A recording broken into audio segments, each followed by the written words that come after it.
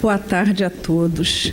Que os nossos pensamentos sejam de paz, né? E como a companheira falou, vamos pedir a Jesus, né, que envolva a Sílvia, né, que hoje estaria aqui com certeza, com todo prazer também, né, que a Sílvia também é muito dedicada ao trabalho, mas está convalescente, né? Nós somos parceiras lá, inclusive, de sala mediúnica.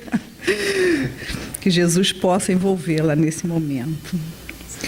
Então, nós vamos fazer hoje um estudo que nós fizemos na casa de Amaral Ornelas. O título é Zaqueu, o rico de humildade. Nós vamos contar, então, a história de Zaqueu. Zaqueu, embora ele aparentemente faça-se uma aparição muito breve, né, nas Escrituras, porque a aparição que ele faz, que consta na Bíblia, que é citado nas religiões, é aquela passagem, né, que Jesus diz: Zaqueu, desce que eu vou pousar na sua casa, que é o que nós vamos narrar. Mas Zaqueu teve um papel muito importante, né? E é isso que nós vamos ver aqui no nosso estudo. Porque eu também só descobri isso quando eu fiz esse estudo e eu fui ver a grandiosidade da história de Zaqueu. E por isso, com todo prazer, com todo carinho, eu trouxe aqui para vocês, né? Então, Jericó era um oásis situado nos confins da Judéia e Pérea, tradicionalmente conhecida como a cidade mais antiga da Terra, datando entre os milênios 10 e 7 antes de Cristo. Eles narram que é um oásis porque Jericó parecia realmente um oásis. Era cheio de vegetação, era um lugar que tinha uma temperatura muito agradável. Está lá na nossa pesquisa que a Cleópatra fez, uma passagem em Jericó, né? Tirou assim umas férias lá em Jericó. Olha quantos, né? Quantos milênios que tinha, né? Quantos séculos. Então, sendo o mais importante centro comercial de Israel, ao tempo de Jesus, tinha Jericó uma alfândega muito movimentada. Como um grande empório do país, possuía inúmeras casas de câmbio, casas de vendas por atacado aos varejistas da região e depósitos de mercadorias, porque Jericó ficava entre o mar e Jerusalém. Então, as festas, né, os grandes eventos, como quando tinha o censo, né, na época que Jesus veio ao planeta, tudo era feito em Jerusalém. Então, todo mundo fazia aquelas caravanas, né, e passavam por Jericó. Por isso que era o movimentado centro, porque tudo que é caminho, tudo que facilita, né, vendas, mercadoria, ali gira o dinheiro, gira o comércio, gira tudo, né? Então, Jericó era um centro de atividades comerciais, por isso era escolhida pelos negociantes cambistas, os peregrinos e caravanas que demandavam aos diversos países do Oriente. Sua alfândega regurgitava e os negócios atingiam altas e expressivas somas. Jericó, de economia pujante, era a rota para Jerusalém. Ali morava um judeu de nome Zaqueu, que arrematara em asta, ou seja, um leilão público, o direito à arrecadação dos impostos em Jericó. Então, era uma profissão. Existia um leilão para ver quem ia ganhar aquela licença para ser cobrador de impostos. Era uma profissão. Hoje em dia nós não temos aí os fiscais de renda, né? Então, eram os fiscais, eles arrecadavam impostos. E, lógico, tinha, em cada cidade tinha aqueles grupos né, de publicanos, que eram os nomes que eles recebiam, e tinha o chefe. E Zaqueu, ele era, naquela cidade, o chefe dos publicanos, né? Então, ele arrecadara, né, ganhara, né, arrematara em asta pública o direito de arrecadação e, com eles, a herança amaldiçoada que o acompanhava, que era aquele título de publicano, né? Quem eram os publicanos? Eles eram os responsáveis pela arrecadação de taxas, tributos, impostos no âmbito da antiga Roma imperial, porque tudo era subordinado a Roma, não é? Eles eram detestados e rejeitados pelos judeus, que não admitiam a cobrança de impostos, a qual, segundo os fariseus, que eram aquele ramo do judaísmo, que eram os mais aferrenhos, né? Eles eram judeus, mas eram aquela categoria mais afeiçoadas, né, à lei, que tinham como função zelar pela doutrina hebraica e ia contra a lei de Moisés. Quer dizer, Zaqueu também era judeu, mas ele era cobrador de impostos. Então, como a sua profissão assumia de uma certa forma um grau de periculosidade, já que eles eram vistos com maus olhos pelo povo judaico, era fato que muitos deles agiam inescrupulosamente, cobrando demasiada das pessoas a contribuição, e assim, para os comprometimentos de todos os coletores de impostos, mesmo do que eram realmente honestos, igual a hoje. Nós temos o político, e o que nós dizemos? Que todo político é desonesto, mas deve ter um político honesto. Muitas vezes nós dizemos que a polícia, todo mundo é bandido, mas existe policiais honestos. Eu tenho um primo que é policial, já está até aposentado, e ele era honestíssimo. Ele teve que se aposentar porque mandou prender o filho do governador do estado que ele mora, porque o rapaz era bandido. Entendeu? Então, tem policial honesto, assim como tem médicos bons, assim como tem médicos que só querem saber do dinheiro, né? Então, mas aí o que acontecia? Por causa disso, todos levavam, não é, a culpa. Todos realmente eram ladrões. E Zaqueu é apresentado na Bíblia como símbolo do homem pecador. Quando nós falamos que Zaqueu tem uma pequena participação nas Escrituras, é a única passagem, porque nós já fomos católicos, que a igreja narra de Zaqueu é essa, que Zaqueu era o cobrador de imposto, ladrão, e que quando Jesus passou, ele se converteu. Mas não é por aí.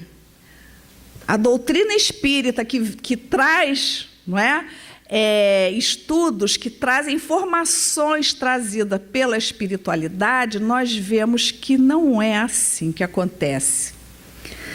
Zaqueu não é o Barrabás, né, que foi crucificado ao lado de Jesus e se converteu na última hora. Não é. Zaqueu é outro caso, né? Então, a Bíblia tem Zaqueu como homem pecador.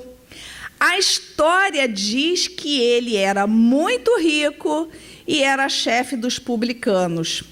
Os publicanos eram considerados pela sociedade como ladrões. Sendo assim, Zaqueu era considerado por eles o chefe dos ladrões. É o que nós vemos nas Escrituras, né? O publicano que se arrependeu.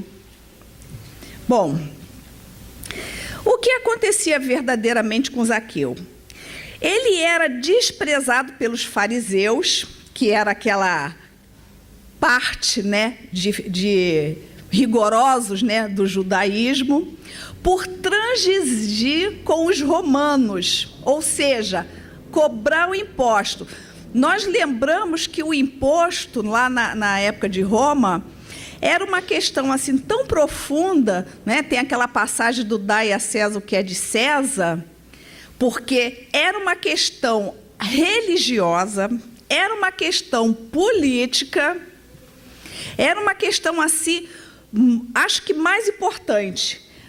Antes de se ver o que era de importante para a sociedade, o imposto estava ali como primeira briga, vamos dizer assim, naquele momento, né?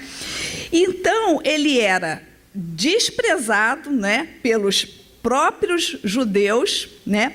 Ele era invejado pelos saduceus, provocava a cólera dos zelotes, que eram aqueles homens zeladores da lei de Deus, por considerarem ofensa aos brios de Israel, e que ele pactuava com os agentes de César na cobrança do imposto.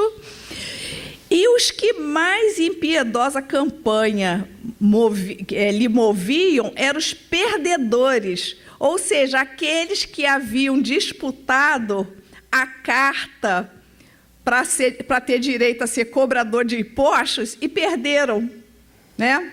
Ele ganhou aqueles que perderam porque era um leilão, eu imagino que era quem desse mais, né? Quem pudesse pagar mais pela carta. Então, era esses, né, que mais perseguiam aqueles que tinham ganhado, porque, claro, perderam a oportunidade, talvez, de roubar, de cobrar excedentes, né, como Zaqueu não fazia. Então, residindo em suntuoso palacete, amealhara alto cabedal de moedas, adornara o reduto doméstico com obras de artes vindas de muitos países e se cercava de luxo, de modo a encher de bens externos o vazio do coração, por saber-se detestado por toda a cidade. Né? Então, ele tinha aquele lar maravilhoso, aquela mansão muito bem adornada, mas ele era infeliz. Ele tinha um vazio no coração. Zaqueu e sua mulher viviam isolados na vida social de Jericó. Ele, a esposa, os filhos, né? Os filhos não tinham direito de conviver com os outros adolescentes, né? As outras crianças, porque o filho dos ricos desprezavam Zaqueu porque ele era um traidor, vamos dizer assim, da religião. E o filho dos pobres detestavam, né, Zaqueu, porque ele era o ladrão que cobrava o imposto que trazia a aflição para a família deles. Então, os filhos deles também não tinham direito de conviver com ninguém, também viviam isolados, não é? Quando a grande casa de família se iluminava para as festas domésticas, os convidados eram sempre e unicamente os funcionários da alfândega, os parentes de Zaqueu, um ou outro comerciante, nenhum homem importante da cidade, nem mesmo um escriba frequentava-lhe a casa. Então, quer dizer, ele era um homem rico, mas ninguém lhe frequentava a casa. Talvez os funcionários iam por puxa-saquismo, né? Como nós falamos hoje, a boca livre, não é? Por algum motivo. Os comerciantes, porque eram convidados, e os parentes, ninguém mais. Porque ele era, né, isolado, ele era rechaçado. Ele era extremamente rico, mas tinha uma consciência de inferioridade, face ao tratamento que recebia do seu povo. Até mesmo os mendigos, a não ser que fossem estrangeiros, que passassem ali, né, nas caravanas, né, rejeitava a sua oferta de moedas. Ninguém aceitava, nem os mendigos, olha só. Né? Então, sua consciência lhe dizia que nunca prejudicara ninguém, pois que procurava ser justo. Mas ninguém dava, vamos dizer assim, atenção a ele. Não é? Era uma pessoa vazia, uma pessoa infeliz. Então, às vésperas da Páscoa, quando milhares de peregrinos passavam por Jericó em direção a Jerusalém, numerosas pessoas trouxeram as notícias de que o Rabi da Galileia, a quem chamavam Jesus de Nazaré, chegaria à cidade. Naquela época, as notícias vinham de boca, não é? À medida que vinham os estrangeiros de outros lugares, eles vinham contando o que tinha acontecido, o que eles haviam ouvido, né, nas passagens. E aí chegou a notícia de Jesus, né, desse Jesus, do Rabi da Galileia, né, contar o que estava fazendo, o que estava acontecendo lá. E a informação de que ele comia com os pecadores e até palestrava com os publicanos fez Zaqueu chorar interiormente.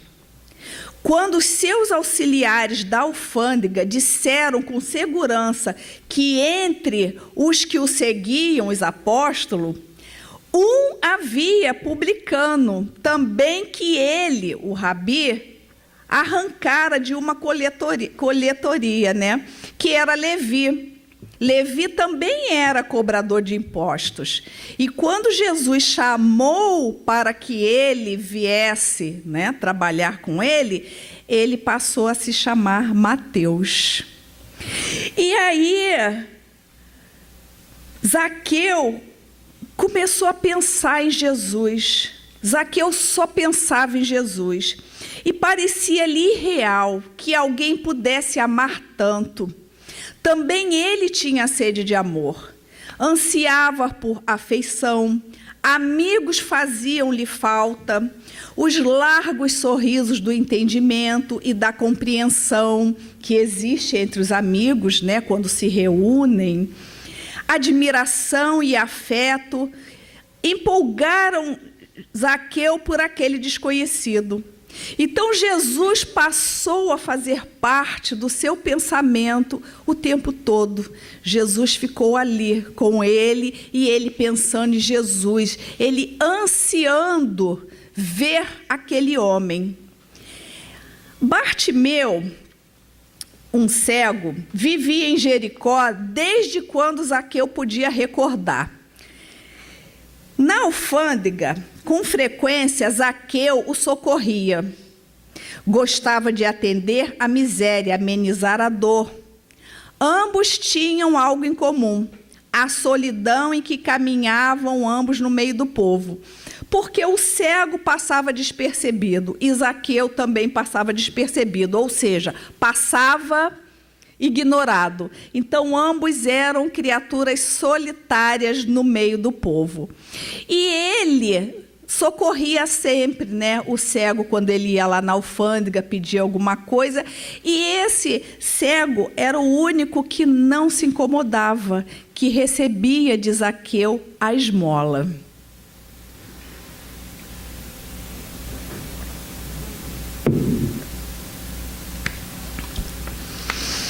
Em pleno mês de março do ano 30, a cidade hospedava peregrinos que demandavam a Páscoa, que seria celebrada com toda a pompa em Jerusalém.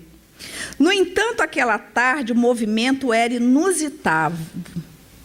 Falavam que o Rabi arrancara Bartimeu da cegueira e que o antigo infeliz se adentrara pela cidade entoando hosanas e exibindo os claros olhos banhados de indefinível luz. Quer dizer, o cego entra na cidade gritando que foi curado, que foi Jesus, né? E a cidade já estava cheia. O cego entrou gritando, fazendo aquele reboliço, né? O tumulto se fazia natural na gritaria desordenada, a que todos se entregavam. Quando alguém gritou mais alto, eis que o Rabi Galileu se aproxima e logo mais chegará à cidade. Aí foi o estouro da boiada, né? A multidão se precipitou para a estrada. E Zaqueu também. Aí vamos descrever o Zaqueu. Zaqueu era um homem de pequena estatura, gordo, com um ventre arredondado, as maçãs do rosto muito largas, pernas curtas. Por mais se pusesse na ponta dos pés, não conseguia ver coisa alguma, né? Porque todo mundo correu.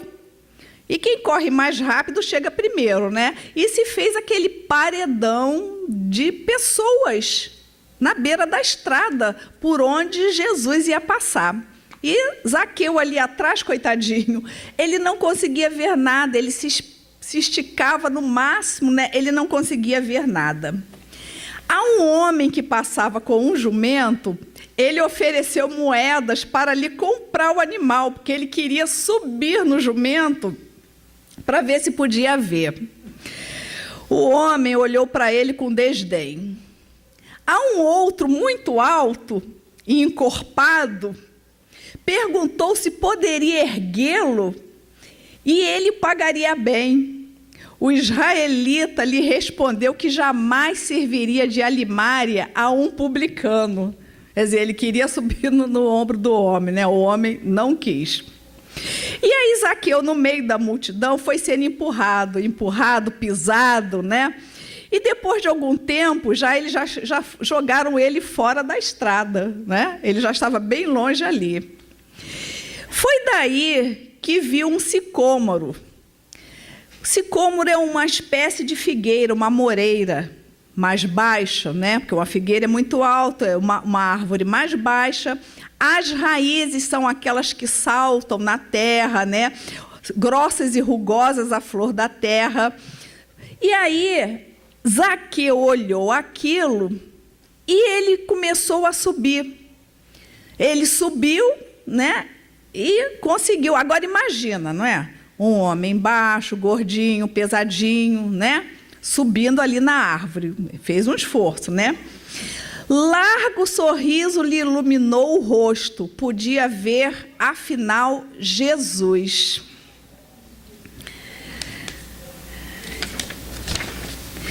Ébrio de felicidade, juntou-se aos gritos da multidão que o aclamavam. Quando Jesus passou pela árvore, olhou para cima e, ao ver aquele homem agarrado aos galhos, lhe disse: Zaqueu, desce depressa, porque hoje me convém pernoitar em tua casa.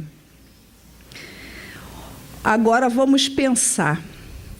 Havia ali centenas de homens, centenas de mulheres, todos se empurrando, se acotovelando, todos querendo tocar Jesus, falar com Jesus. Cada um tinha um problema mais sério, mais urgente, mais importante do que o outro. E Zaqueu, ele só queria ver Jesus, porque ele se sentia tão, vamos dizer, ignorado, ele acostumara a ser tão ignorado, que ele, ao ver Jesus, era só isso que ele queria, colocar os olhos em Jesus. Ele achava, na cabeça dele, lá nos pensamentos dele, que se pelo menos ele olhasse para Jesus, que ele já teria ganho a vida dele toda, só em olhar para Jesus.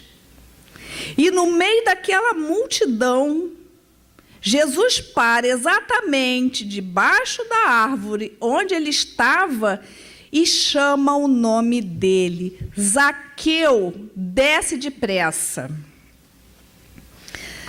O Senhor estacou o passo junto do sicômoro e fitou Zaqueu. Foi rápido aquele instante. No entanto, naquele momento, toda a vida do cobrador de impostos lhes passou fulminante pela tela do pensamento.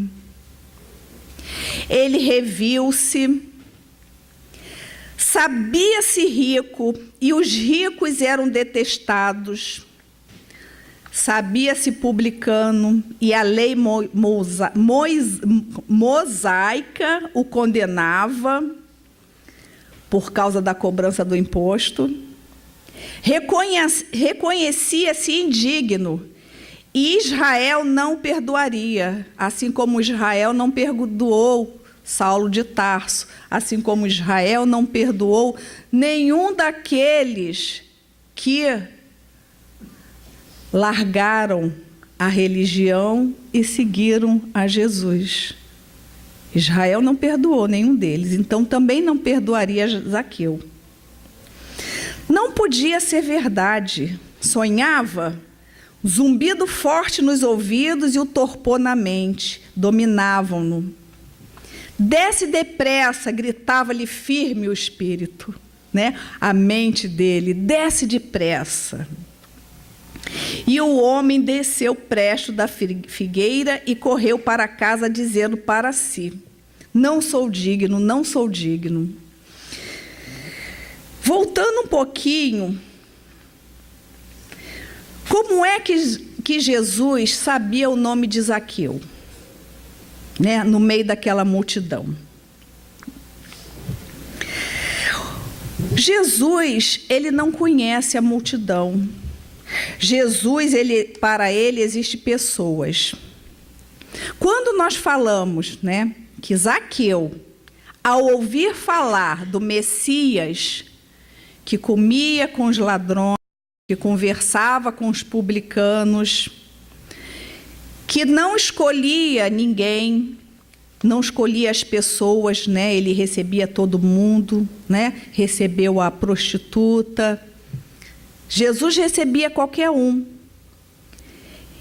Então, Zaqueu começou a pensar em Jesus, né? Foi o que nós falamos. Zaqueu, naquele momento, ele criou uma afinidade com Jesus. Ele criou uma sintonia. Ele criou uma predisposição. Então, Jesus, quando entrou ali naquela cidade, ele já sabia que ali tinha uma pessoa que estava no momento, naquele dia que nós chamamos de dia D, né? Jesus sabia o seu nome, onde morava, conhecia suas ansiedades, que apesar dele repetir para si que só queria ver Jesus de longe, na realidade, ele era um homem solitário e sincero que precisava dele, de Jesus, como todo ser humano. Mas, naquele momento, ele, mais do que qualquer um daquelas centenas de pessoas, ele estava se colocando à disposição de Jesus. Assim aconteceu com Maria de Madalena, quando ela foi passear no riacho e olhou Jesus pregando. Assim aconteceu com Saulo de Tarso na estrada de Damasco. E assim aconteceu com Zaqueu, naquele momento, quando Jesus estacou ali debaixo do sicômoro. Então, ele desceu rápido, né? E Jesus disse para ele, né? Não, ele desceu e foi correndo para casa e pensava: não sou digno, não sou digno. O que fazer para ser digno? E ele chegou em casa e contou para a esposa e chorou junto com a esposa, com os filhos, né, da oportunidade que eles estavam tendo ali. E ela fez os preparativos, né, porque era de tarde, mas Jesus iria pernoitar. E fizeram aqueles preparativos tal, e ali ele pôde reorganizar os seus pensamentos e pensar na sua vida, né? E ele pensou que a conta daquele gesto, ele poderia recrudescer o ódio dos fariseus contra Jesus. Olha só, ele estava pensando, porque seria menos um do lado dos judeus. Assim como aconteceu com Saulo de Tarso. E aí, ele sai à rua e Jesus está vindo na direção da casa dele, devagar, caminhando, a multidão à sua volta. E emocionado pela visita do amigo, Zaqueu violenta a própria timidez, porque ele era um homem tímido, né? Ele era um homem solitário, tímido ali, né? Interiorizado. E como num discurso nervoso, ele, mais uma vez, ele lança, né, toda a sua força num gesto extremo, e ele fala alto o suficiente para ser ouvido não somente pelo amigo, mas inclusive pela massa popular. Ele diz: Senhor, eis que dou aos pobres metade dos meus bens, e se em alguma coisa tenho defraudado alguém, restituo quadruplicado. Entra na minha casa. Essa expressão restituo quadruplicado era uma penalidade da lei romana, era uma penalidade máxima. Em alguns casos, também no Código de Israel, aos que se utilizassem da injustiça para com os demais.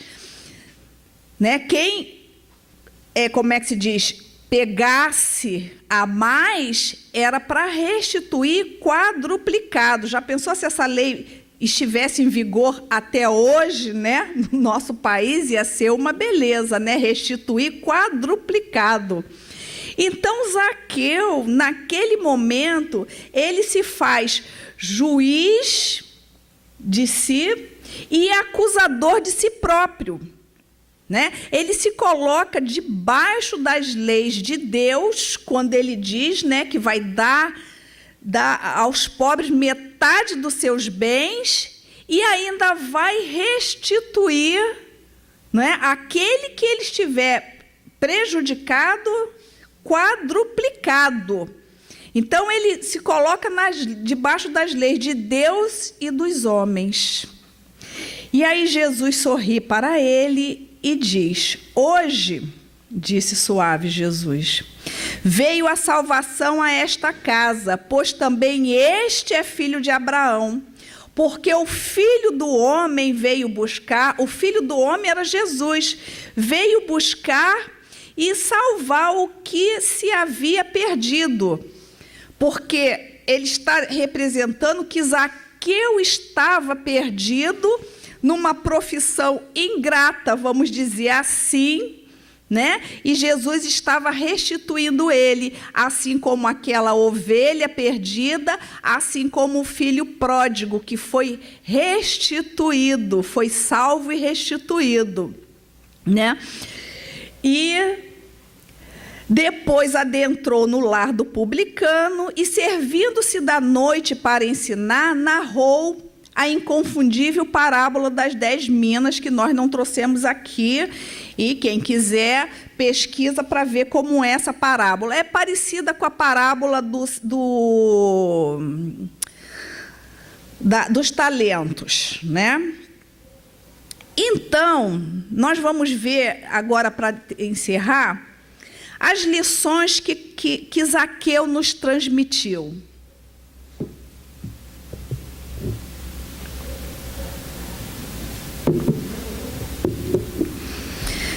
Primeiro, Zaqueu era um homem decidido. Zaqueu, ele não se converteu naquele momento. Ele já estava no momento, como espírito, da sua conversão. Assim como Paulo. Quem já leu o livro, né, Paulo e Estevão, que conta a trajetória, né, de Paulo de Tarso, aquele espírito, naquela encarnação, já veio para aquela oportunidade, Por isso ele veio no lugar certo, fazendo tudo certo. Zaqueu também. Maria de Madalena também. Já estava naquela hora. Então, aquela trajetória dele até aquele momento já era esperado. Ele já estava, vamos dizer assim, trabalhado interiormente. Ele era um homem decidido. Mesmo tendo a multidão e a sua baixa estatura como um grande impedimento, né? Porque a multidão representa o quê? Ali as muralhas, né? Que ele não conseguia olhar Jesus. Ele era um homem baixo, de estatura baixa. Ele não desistiu de buscar o Cristo. Os obstáculos não serviam para ele como motivo de desistir. Porque no livro, né, nos lugares que nós pesquisamos, eles descrevem mais detalhadamente Zaqueu, a dificuldade que ele teve em correr, né? Ele não corria com tanta facilidade, era um homem baixo, um homem gordo. Nós sabemos quais são os impedimentos que tem uma pessoa assim. Ele não era tão jovem. Então, tem uma dificuldade. Então, ele teve que vencer a si 2 vezes, pela vontade e pelo esforço físico, pelas limitações físicas. Em Lucas, lá no capítulo 19, versículo 4, que diz assim: diz que ele, correndo adiante, subiu na figueira brava.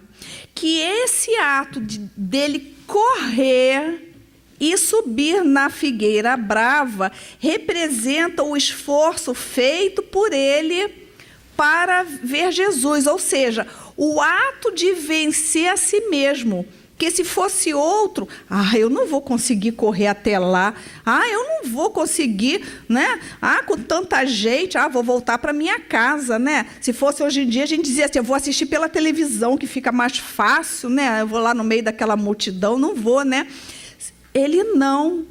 Ele pediu para comprar o jumento, não conseguiu. Pediu para o outro levantar ele nos ombros, não conseguiu. E o que ele fez? Olhou em volta e avistou lá o sicômoro. E correu, e correu. Então, ele fez o esforço, né? Jesus viu a fé no coração de Zaqueu. Muitos não gostaram do que viram, porque para eles, Zaqueu era um ladrão. Não é? Zaqueu era um ladrão aos olhos dele. Então, Jesus estava o quê? Desperdiçando as benesses dele. Mas para Jesus, que conhece o homem por dentro, ele era um homem arrependido, decidido a mudar. E ele conseguiu o que queria, que era ter um encontro com o Senhor Jesus. E narra as tradições evangélicas que, anos mais tarde, Simão Pedro convidou o antigo publicano a dirigir florescente comunidade cristã nas terras das Cesareias. As igrejas, né, que narram que eles fundavam, que seriam núcleos de oração. Na casa de Pedro, Tiago tinha na Casa do Caminho, tinha lá Saulo de Tarso, fundou vários núcleos, várias igrejas, né, em Tessalônica, né, em Filipo, em vários locais que ele passou, né, nas viagens dele. E Zaqueu também dirigiu uma dessas igrejas, porque os lugares eram muitos e como nós falamos hoje, a seara é imensa, tem que ter trabalhador. Então, Zaqueu dirigiu uma dessas igrejas, né, nas terras de Cesareia. E Zaqueu, o rico de amor e humildade, foi servir a Jesus servindo aos homens, não só naquela existência, como seguiu essa trajetória pelo seu caminho espiritual. E permanecendo assim, né, na sua trajetória espiritual, foi por intermédio da mediunidade abençoada de Ivone do Amaral Pereira que se soube ser Bezerra de Menezes a reencarnação de Zaqueu, o publicano. E a gente vê, né, a dedicação de Bezerra de Menezes por nós, pelo nosso país, né? Quem vê, quem conhece, aqui já na casa já teve, né, palestrantes aqui na Semana Confraternativa falando da vida, esse ano mesmo, né, falando sobre a vida de Bezerra de Menezes, né, o servo de Jesus que ele foi, né? Então, Zaqueu.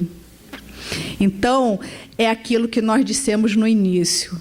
Embora as Escrituras mostrem Zaqueu numa breve passagem, Zaqueu foi muito importante, foi um dos exemplos importantes de transformação moral, de esforço próprio e de transformação.